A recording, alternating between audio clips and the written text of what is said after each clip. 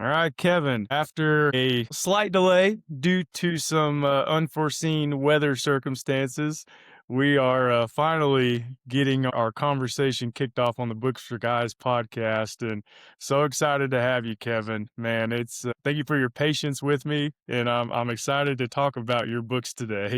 Chris, no problem. My pleasure to be here. And I understand the weather. I'm just a little south of Rochester, New York, and the snow, light flurries all day, and they're talking about minus 20 wind chill this weekend. So I understand the weather for sure.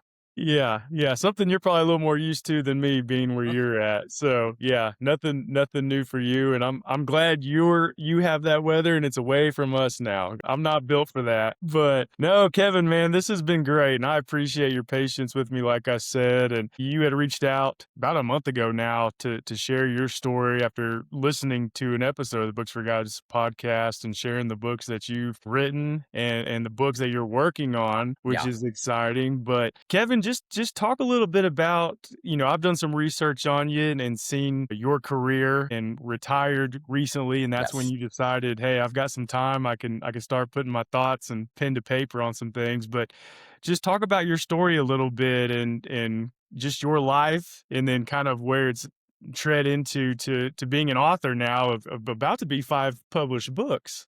Yes, absolutely. Two of them getting ready to be published in the next couple of months. Background is I grew up in small town America, went and got my education, started off as a computer programmer of all things in corporate America. Wound up being in corporate America for 40 plus years, different jobs from programming to supervisory work to project management. That was kind of the path I took. And then the department I was working in, we were looking at developing all kinds of new items to bring to market. And the corporate hammer came down and decided to level our department amongst others, but we lost 90+% of the people. I was one of them. They made no bones about it, and produced a list. Everybody who was 50, 55 or older, you were targeted, and they gave us a nice severance package. I don't have any ill words about the company. But at that time, I looked at my wife, who had previously retired to take care of our grandchildren. And I said, honey, can we do it?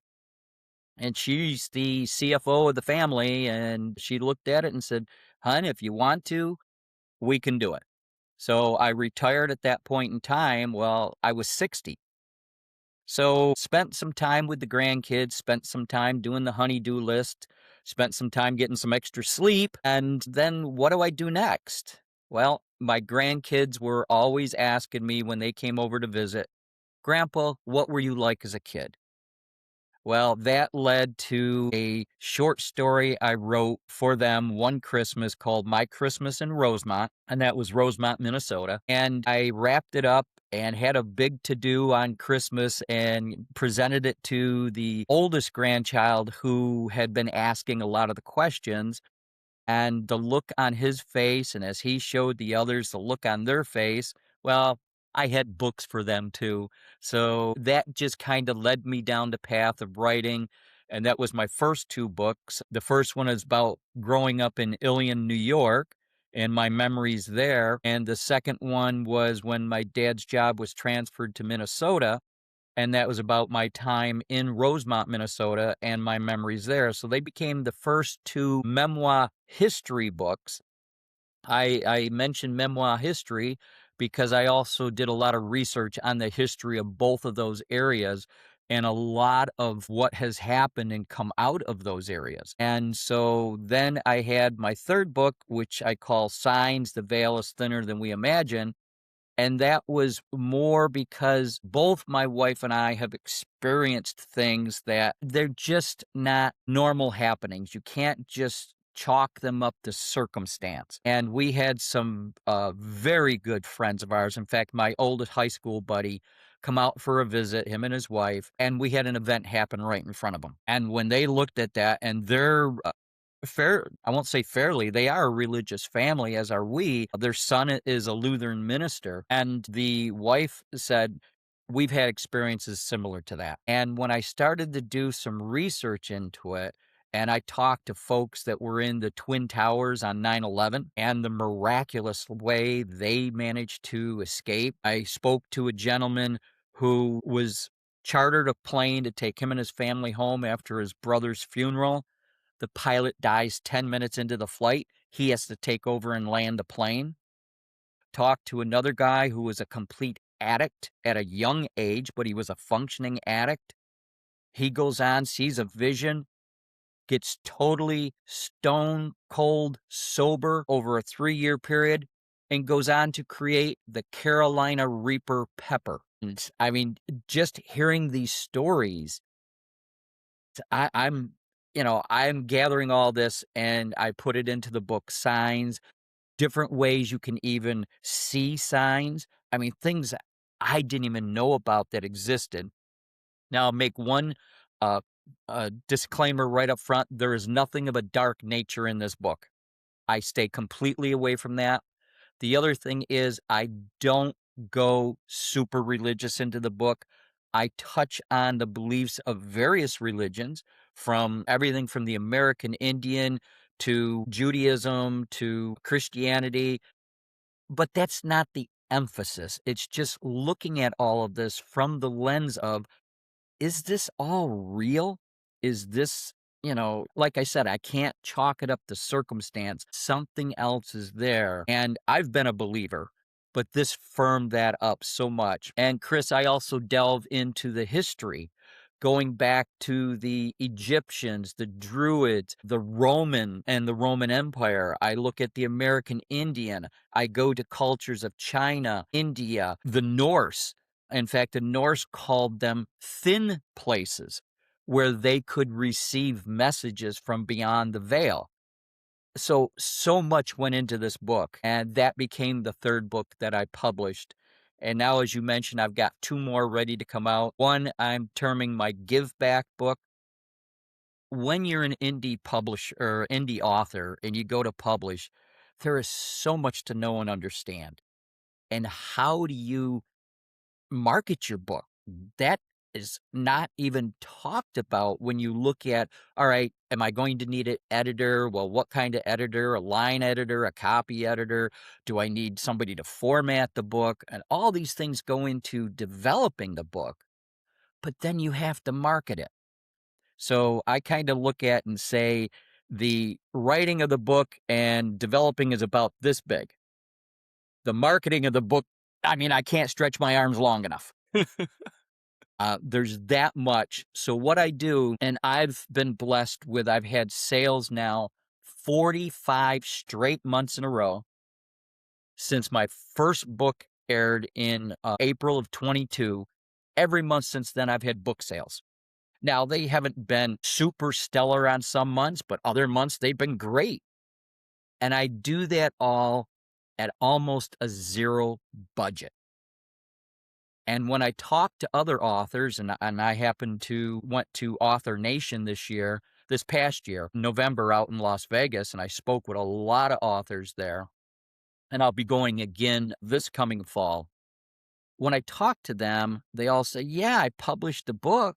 It's out on Amazon, but I'm not getting sales. Well, what are you doing? And they kind of just look at me like deer in the headlights. Yeah.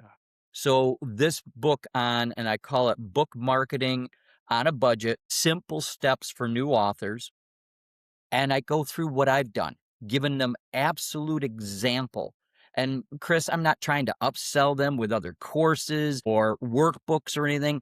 Everything I've done, I've put into the book and with actual examples. And so that will be coming out very soon. The 5th book is called Grace and Love. And what it is, Chris, is my wife and I will be celebrating 50-year anniversary in April. Thank you. And these are all kinds of what I call pairings. And it'll start on the left-hand side of the book will be the grace part. And on the right-hand side of the book will be the love part. But it's kind of a yin and yang approach to it. Very short. You could probably read the book in 45 minutes, 120 pages, but I've got over 50 pairings into the book and a little forward and a little trail at the end. I'm hoping to get a named person to write a forward for me. If not, I already have one written. But the named person lives on a very large ranch down in Georgia. And if I gave you the name, you would know. So I have reached out and we'll just see where that goes. But those are the 5 books I have. And let me tell you, my head is still stuffed with a lot more to come out. Yeah, yeah. Well, you've got me excited to read all of them. And I've got questions on each of them, Kevin. And I'm trying to keep them in my head and organized because as you're talking, I'm getting excited because I'm thinking of things that I want to ask you, and I can see your excitement to just from putting them out there and you putting this work together. My first question is around your first 2 books because you got me thinking back to like my buddies. We're all over the country now, and my best friends I still talk to every day, but going to junior high and high school and growing up in a small town too, in Arkansas in my case. But what was that like having the time to be able to, you're post retirement, you've got some time to think about just back in the good old days is what they would call them, just you and your friends, you're growing up, less responsibility, Yes. teachers, you just start thinking of all these people that you were around. What was that like just to kind of go back in time and think about your experiences growing up? The memories that came forward from doing that, and it just felt phenomenal. Almost in a sense, when I was done writing the book, it was almost like cathartic, where, man, and just like everything just lifted off your shoulders. I hate to say a mind dump, but it just felt like, oh, and then, you get this warmth. I don't know how else to describe it. I had a warm feeling over writing the books. The stories that I told. And a quick little side story was I did a book signing for the first book, Ilian book, and I did that at the Ilian Public Library. And in the book is a picture of me when I was in second grade. And I'm standing up next to the teacher. Back then they did a class picture, everybody in the room. Well, everyone brought all their desks together over near it so they could get into the frame of the camera. I don't know why I was chosen, but maybe my desk was an outlier and they had me stand next to the teacher. Well, the teacher's name was Mrs. Roberts. So as I'm signing the books, this older woman come up and she says, "I'd like to buy one of your books and I'd like to have you sign it. But first, there's a picture in the book of you in second grade." And I said, "Oh, yeah." And I'm thumbing through and said, "Here it is right here." I said, "That's me standing next to the teacher." She points to the teacher and says, "That's me." Let me tell you, the hugs, it was so phenomenal. I left that event on such a high. Yeah. We drove back home, and it's about a 2.5 hour drive from where I live to where Ilion, New York is. And I drove back home, and it's like, grinning ear Yeah. to ear. It was just phenomenal. And the other thing that happened at that was I also shared the stage with my 8th grade social studies teacher, Joseph Kalia, who has also written books about Ilion, New York. So we both shared the stage that night. It was just so phenomenal to reconnect. I don't know what else to say. It was just Yeah. fabulous. No, I can feel the feelings you're putting out there. Cause again, it's just time goes by so fast, and I'm Yes. thinking of my friend. We're all over the country now. A lot of us, we don't live there. Families do, so we visit, every now and then. But and every now and then we'll mention a funny story. You remember when this happened? You remember this person? And it brings a smile to your face. You're just like, Yes. oh man, I remember that, and it's just warm memories where you're like, you don't realize those are the good old days until they're not, That's until you're right. done with them.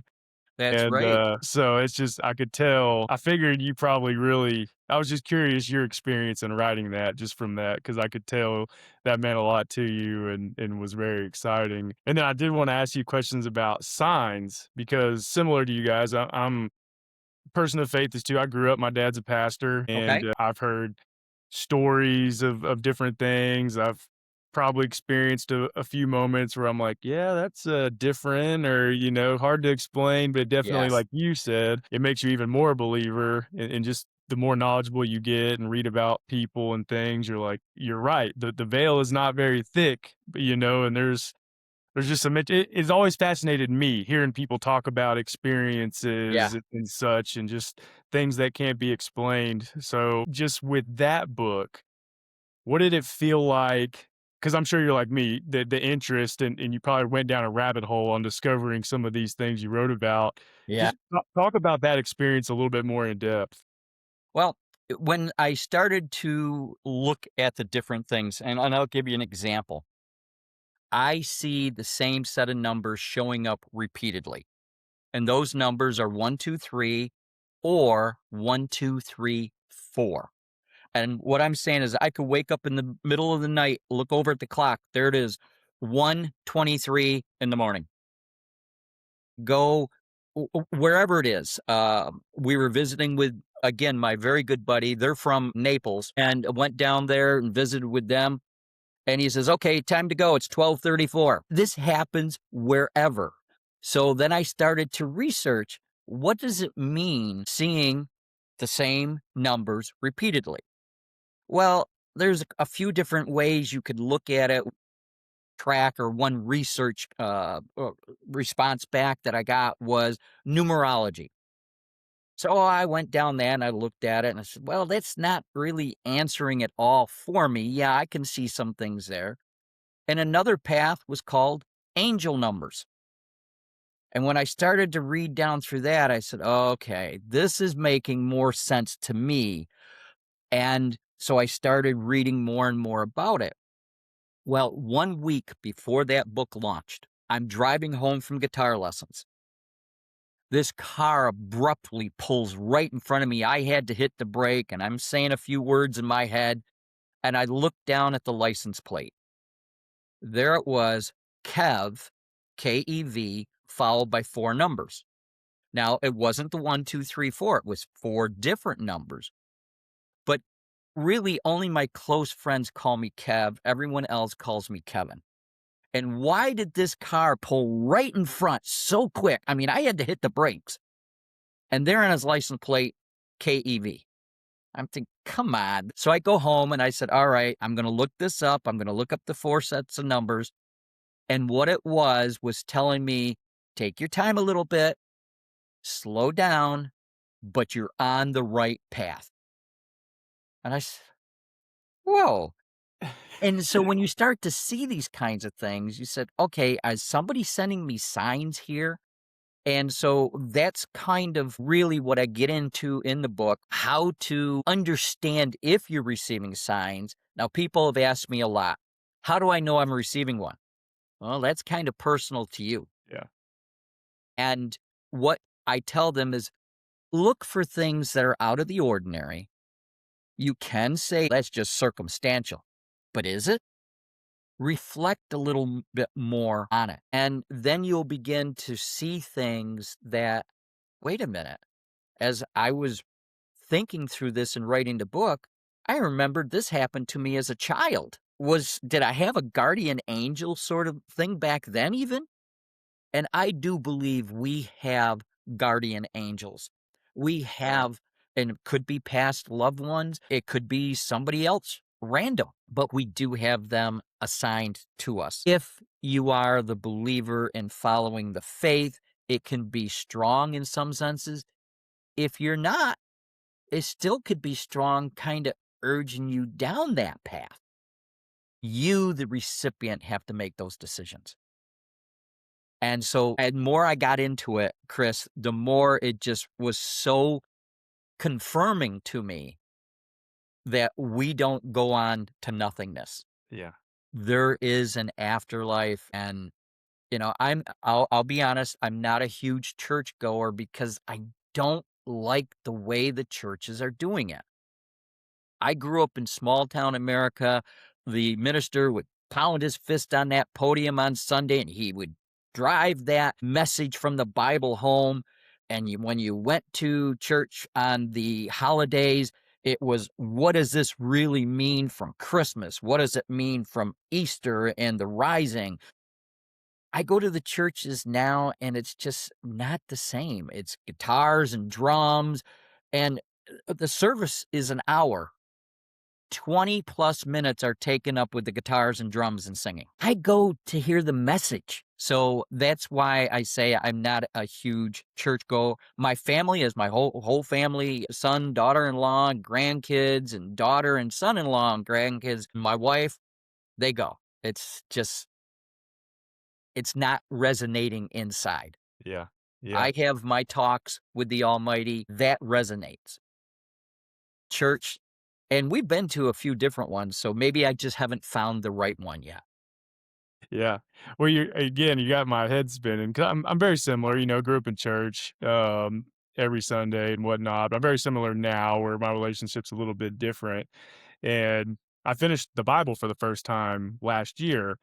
But and again, it was one of those moments where it probably it did make me more of a believer, but it made me more confused too. And I started talking with people about it, and people who are older and have read it multiple times. And it was really cool to hear them say, it's very interesting because when I read the Bible at this point in my life, this meant something different to me then than it does now. So Yes. there's this constant, I don't want lack of a better term, gray area to where you're seeking out what this means, and it changes based off where you're at in your life. So there's this like constant just learning and such, which is why similar to you, sometimes when people say something's like so concrete, for me, I'm like, is it though? Like for you now, maybe it is, but for me, I'm trying to figure this out. And this person over here deciphering it even differently, and Yep, so yep, we're all chasing and we're all seeking, but we're all in this different, different time, or this different, what's going on in our worlds is different. So we have this common agreement, but we're all going about different paths to get there. So it's interesting, just similar to you and what you were saying. But funny you said the 1, 2, 3, 4 because those are a sequence of numbers I see all the time. And I'm like, how is it that I look at the clock at that exact time, exactly, like 5 days a week? exactly. Is it my body clock? I have no idea. But you also had me thinking of a story as well. When I was a young kid, my dad and I took a canoe trip with a big group that he was a singles pastor, him and my mom were.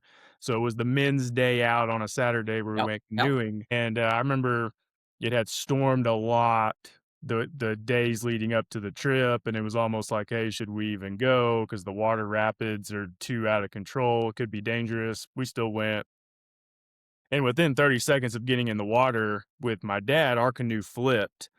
And we're going, I'm a young kid. My dad's freaking out, trying to get to me. The water's flowing. And I end up getting caught on a rope that they had wrapped off. Another canoe had hit a rock and bent over it. That's how fast the water was going. And they had roped it off. And I had gone underneath and got caught in the rope, and the water was just rushing over my head, and I couldn't pull myself out. But I was pretty calm. I was like, I can't get up, but I'm not dying. But a man pulled me out of the water onto this rock and somehow grabbed my dad, who's 280, 290 pounds. Tim pulled him on top of the rock and saved us. But then we didn't see him again. So we were saved, we walked up the hill, and then this guy was gone, and I mhm, remember my dad talk and I was younger, so I was kinda catching conversations, but I remember him telling these other guys, at the end of the trip, like, what happened, and everyone was just like, "Man, that's like, unexplainable, so glad you guys are okay, but, like, that's God or an angel, somebody yes, protecting yes, y'all." So as you were telling that story, I'm like, I have these experiences where it's like, no doubt there is somebody that's been watching over yep, me and there's yep, signs. And I think when you get in this conversation with a lot of people, it can open up experiences. People start saying things, and you're like, man, that's crazy. Like you can't deny exactly, it. Like, exactly, and what you just mentioned, and I was reaching for it here, there's 2 books that I used when I researched. The first one is Death is But a Dream, and that was written by Christopher Kerr. Now, Christopher was a cardiologist when he first started out, and then he was looking for some work part-time, and he goes over to the hospice and palliative care, and he starts in there. Well, he's now the CEO of that hospice and palliative care in Buffalo, New York. And I interviewed him. He's chronicled over 15 1,600 end of life experiences for the patient with, of course, all their permissions. He's also done a DVD on it by the same name, and over 80% see visions before they pass on. And some of them you just shake your head at when you read these stories. The other thing, when you were talking about that third person, your dad, you, and the third person, there's a book called The Third Man Factor, Never seen that. and it's written by John Geiger, and it goes into a lot of those kinds of stories. And the first one in there, and I didn't know this until afterwards, let me just thumb to it here quickly. The third man talks about Ron DeFrancesco. Ron was in the Twin Towers on 9/11. I interviewed Ron for the book. Then I hear about this book and start reading it. The first chapter is Ron. So it's very, very interesting stuff when you really start to delve into it. And now I love a lot of this history on it. I just saw a show the other night that was talking about the Bible and the Dead Sea Scrolls. And are we to believe every word is the word of God or not? And they gave some interesting, some thought provoking things. Well, one of them showed a transcript where it said, talking about God being now here. Well, they brought up the thing of, all right, when we were transcribing it, was it now here? Or was it one word, nowhere? Same letters. But see, these kinds of questions people have. And so for me, it doesn't matter what the answer really is. I know what the answer is, but it just gets you thinking. Yes. And I'm excited, but also fearful. I'm excited that we can talk about these things, but I'm fearful in the sense that will it cause people to say, oh, you can't believe it because look at this. Yeah. That's the part that I say, no, time out. You need to do more study on this. But I'm glad they are talking about these kinds of Yeah. things. Yeah.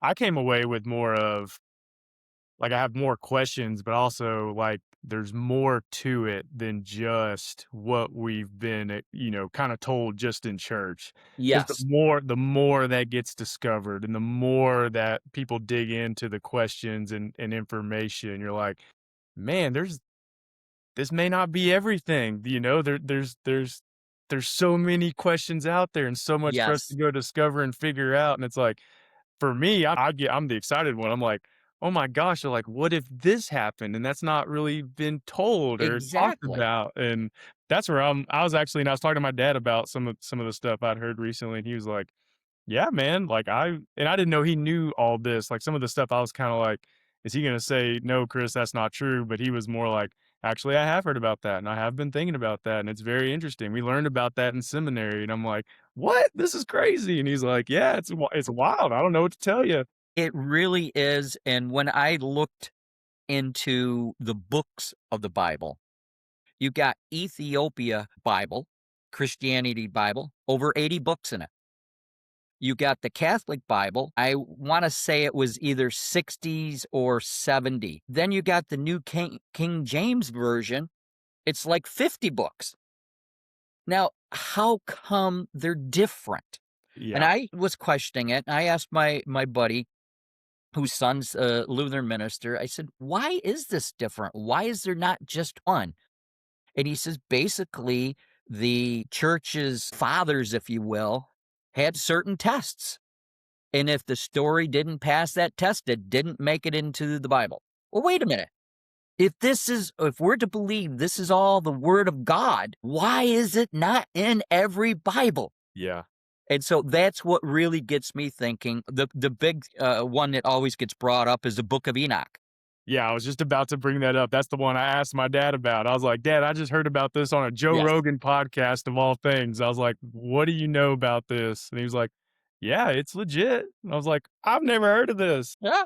Well, the big is I understand it, the big test that it failed, you're not supposed to be able to walk with and be with God until after you have been risen. Well, Enoch supposedly was taken up, and that's the test, if you will, that no, it's just a story. We can't put it in these other Bibles. But the Ethiopian Bible has it. So that that to me tells me that the people are interfering in making the decision instead of saying this is truly the word of God and we need to accept it with all that it comes with. So, I Yeah. Well, that's why I love talking with people who kind of take the approach of what my dad did, and basically like, as a pastor, he's like, "Man, I don't know, and I'm happy to talk about what I do know, but yeah, these are out there, and I acknowledge them, and I have no clue why." And he said the same thing. People determined what went into what you read now and whatnot. So there could be more out there that has not been included, and there's certain languages that are hard for us to study, yes, to the times it was in and the way it was written, and so we think we know, but it's not 100% accurate. So that's where, again, for me, it's exciting. I'm like, man, there's so much to figure out here, like, because then you get into the Egyptians too, and just like everything they accomplished, and people are like, how did they do that? Like, we can't even do that now, yeah, Like, yeah. what actually was civilization like during that time when we're discovering all these things that we have no clue how they did what they did. Again, I love this stuff now. Now that I've started to dig in more, I'm like, this is so incredibly crazy. It is, and we can go down other rabbit holes here with the Bigfoot and all that kind of stuff, and people say, "Well, how come we don't have a clear view picture of it?" I can answer that at least for me. We had a bear run through our backyard. By the time I looked and realized, "Is that a bear I'm seeing?" and It's grabbed awesome. my camera to take a picture, all I got was his hind end in a blur as he ran away. Yeah. I'm not going to stand there and pose for you. No, no, not at all. But does it mean that they're real or not? Look, we're discovering new stuff all the time. Yeah. And who's to say and who's not to say? I just hope we keep investigating until we understand. Yeah. Yep. Me too. So, Me too. It's exciting. It's yes. exciting. I love this conversation because it's all stuff I've been just going through recently. So it's fresh. And I'm like, man, this is awesome. But I did want to ask you just a couple more questions, Kevin, Sure. before we, hop off here. And I really like the new book you're writing, Book Marketing on a Budget, because it's Yes. been pretty cool. I've been interviewing a lot of different authors, and some are self-published, some are working through the traditional route of publishing organizations, and I'm learning a lot personally of what those processes look like. Sometimes if you go through someone else, they take a bigger cut and you're not really Yeah. worried about making money. You just want to speak. Others, they want to put their work out there and they go self-publishing route. Sometimes it's very expensive to do that. A lot of times it is. But like you said, people don't know how to do it on a budget. Right. So even me personally, I haven't written one. I haven't really started on one, but the thought's been there. But the more I hear what people are doing in the call, I'm like, I'm not going to write a book. It's not worth it. But it's really cool that you've put together your personal experience on how to do it and be successful with it. Cause you mentioned sales too. And that's another thing I've heard is people are like, well, they didn't market my book. And then I'm like, well, what are you doing to Yeah. market your book? Exactly. And even the traditional publishers now are relying off from you to market your book. Yeah. So when I looked at, do I go the indie route, the independent route, or do I go the traditional publishing route? I said, look, I'm writing the book. I can get editors. They're all over the place. I can also publish it. I'm going to have to do the marketing anyways. Why am I going to let a traditional publishing house, which by the way, if they accept you, it could still be anywhere from 1 to 3 years before your book actually gets published. And you are going to get a very small amount. Give you an example, the book is $20. You might get 10%. If you're a known name, you might get 15%. Whereas when I can publish it myself, I can get a bigger share of the royalty. I'm going to have to do a lot more of the marketing. Traditional might have some contacts that will make it a little easier, but you're going to have to get involved to do that. On the indie side, I have to find those resources and then I have to connect with them, just like I'm trying to do with my Grace and Love book. And it's not easy to track down some of these named people, even if you know who their publicists are and try to get in contact with you.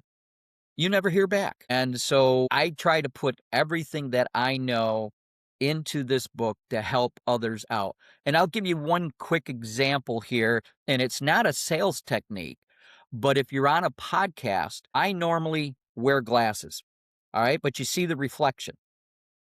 I was on a podcast with a gentleman over in the UK, and his glasses were really reflective. And I said, it's going to be interesting when you go and you produce this, that you're going to have that reflection there. He says, I've tried everything, lighting overhead, lighting on the side, etc. So I told him, I said, here's a simple technique. Take the back earpieces of your glasses and tip them up. Goes away. It goes away. He says, you're kidding me. And he tried it. And he says, I have been looking at this for over 2 years, and inside of 10 seconds, you corrected it for me. And that's just a simple little technique. But I go into a lot in the book, Chris, on how people can get on podcasts and something I call podcast piggybacking. There's another gentleman out there that says it's follow the leader. And I'm thinking, no, I get into it a little bit differently. You take and you find the name of a person on a podcast and you like that, well, then simply type into your search line the person's name, podcast guest, and different podcasts will come up. And then you can start to get in touch with those hosts. I've got a story similar to this guy, and he was on this podcast with you, and then you get your name introduced. So I call that podcast piggybacking because you're piggybacking off from that person. But I take it a step further, and that is if I'm watching a webinar or a seminar somewhere, I jot the person's name down if I really, hey, this guy's really talking, very much sense to me. And then I'll go take that name and do the same search, and I'll find podcasts that they've been on. And to date, I'm approaching 45 podcasts. And my goal for this year is I want to get over 60. So I'll tell you, it works very well. Doesn't cost you a dime. I'm going to give you another quick one. A lot of folks out there graduated high school, graduated college. Do you know that most of them have alumni associations? And do you know that when you go on to, and I'll just pick my college as an example, I go on to their website, there's an alumni page.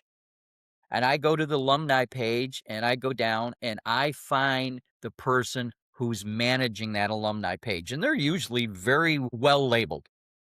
So I get their email and I drop them just a quick email introducing who I am and that I'm now an author. I went to college there. This was the year. This was my major. If you'd like to talk about my authoring journey, I'd be more than willing to do so. Very short, but it has the ask in there, and that's a key. You've got to make that ask. If you'd like to talk about, that has led to 3 different articles being written on me in my college alumni newsletter, which is about a 24-page colored booklet that comes out twice a year. Yeah. Didn't cost me a dime. Yeah. But it got the name out. It got you growing. So I put all of this into the book, all of these tips. I'm trying to keep the cost down to, because you're right, it costs a lot to get a book published. I mean, you look at the editors, you got a line editor, a copy editor, you got a book formatter. You look at, there's story developers out there that will help you. And then you got the cover designer. You start to put all this together. And let's not forget the copyright's also going to cost you $45. So you start to throw all this together, you could be spending a few $1,000s easily Easy. to get your book just to a publishing state. Yep. Then you got to make an ROI on it. Oh, I mean, I don't know of anybody who's really doing this stuff for free. They want to get something back from it. but most new authors, they're lucky, according to the stats I've read, if they sell 100 books in their lifetime. And I've already, with these tips, well surpassed that. Yeah. Yeah. No, again, I'm gonna read it because at some point I'm going to have enough to put out there, and I want to do it the same way. And again, talking to all these authors, there's been a lot that I'm like, that just doesn't make sense. That just doesn't make sense. And so I'm glad that you're putting this together because I feel like I'm gonna take quite a few things from it, and I'm sure there are others that will listen and watch this, and they're gonna be like, "Oh, I'm gonna get Kevin's book because it's probably gonna help me too." Well, I hope to be putting it on pre-order here pretty soon. The Yeah. back cover's being developed now. I just got I'll say the one step prior to final manuscript because now I got to go down through the index and make sure none of the pages have changed. And once that's done, then the manuscript will be done. And the cover, once I have that, the copyright, boom, I'm ready to go. Yeah. Love that. Love that. Well, I'm looking forward to it. I can't wait till it comes out. But one more question for you, Kevin, because I don't want you to get out of here without talking about your other book that's coming out about your 50 years of marriage. Yes. You know, your wife let you retire a little bit early, so you got to write a book. Give her some credit there. I do in it, and I'm just looking to see if I have one of the pairings here right now that I could read. I've got so much that I'm looking at right now around this book, Chris. Let me first show you. This is what I'm looking at the cover to be. Some love. I love that. Okay. And Yeah. then I'm also looking at producing some bookmarks. Cool. So I hope to package this all up. It's one of the things I'm looking at, but now I'm also just looking. All right. I grabbed a bunch of it here. So on the left-hand side, like I said, is grace. On the right-hand side is love. And just to give you an example, grace is knowing each other so well that comfort becomes its own language. Love is arguing about who said what, even though neither of us can actually remember the conversation we are arguing about. So, there are these kinds of things, and uh, I go into so much. I mean, raising kids and being a grandparent and just all of that. And there's 50 of these pairings. Like I said, a yin and a yang. Yeah. It may take you an hour to go through the book, but it's just a fun look back. And like I said in the title, marriage outtakes, family bloopers, and 50 years of heartwarming moments. Yeah. Yeah, I think my wife and I would both enjoy reading that because we're going on 3.5. We'll be 4 years this year. And I guess non-traditionally, we both work from home, so we're around each other a lot and we jab each other. But we do it in a playful way. But we talk about this stuff. We're like, isn't this fun? We're sitting here arguing and we don't, we'll stop ourselves and start laughing like, what did we even start this for? And then Yeah, exactly. And people ask 50 years. I said, yeah, I've given my wife a lot to laugh at. yeah. I do believe humor, you have to have that in a marriage. Hmm. And there's certain things that are only between you and your wife. The kids will never know about this stuff, Yeah. but that's what brings you together. Yeah. It's just been that way. And we've had our ups and downs. There's no two ways about it. I think every relationship goes through that. But we both kind of stated right from the beginning there's no divorcing, and you're stuck with me. Yeah. And now it's to the point that yeah, you have to live with it. You're stuck with me now. So it's that kind of approach to the humor. And I don't know if you know Peggy and John Rowe, Mike Rowe's mother, Mike Rowe's the Dirty Jobs guy. Yeah. Yeah. Yeah. All right. They've read my books. And Peggy, I've read her books. She is a hoot and a half. She's 80 some odd years old, been writing for a long time. And it wasn't until Mike read one of her stories on his podcast, that's when the traditional publishers who had been rejecting her up until then came forth and said, you didn't tell us your mother could write. And now she's getting ready to write, I think it's her fifth book. Wow. Yeah. Yeah. And That's she's in her incredible. 80s. Yeah. That's incredible. Yep. Yep. That's awesome. Well, Kevin, man, thank you so much for this conversation. This has been so very rarely have I had conversations go almost an hour. I lost track of time. I was just enjoying this conversation. I think a lot of other people that listen, watch it will too, because we get into a lot of things that I think a lot of people are interested in Yes. and they find fascinating. And I think it's going to lead them to probably getting your book and diving in a little bit deeper, just like I know I will. And so, thank you for emailing me and mentioning and reaching out, and because we would have never been able to connect like this. So it goes right back to your book on some of the steps that you're encouraging other people to do. And so, but it's been an honor and a pleasure, Kevin, and I can't wait to spotlight all your books, talk about them, read them all, and share their. I'm already thinking of people I want to share them with, and keep writing. It sounds like you've got plenty of other ideas and things you want to put out there, and Yes. so I can't wait to read them all. Well, Chris, thank you very much, and it's been a joy being on this. I love talking about this stuff. I think you can probably sense I love it, but I Yes, do. I really do get into talking about this, and I know my wife would like me to do more things with her, but she knows that I love doing this.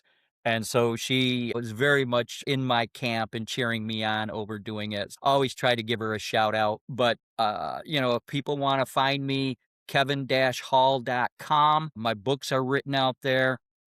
And it's a new website I just put up this year. I liked the old one, but it wasn't easy to update.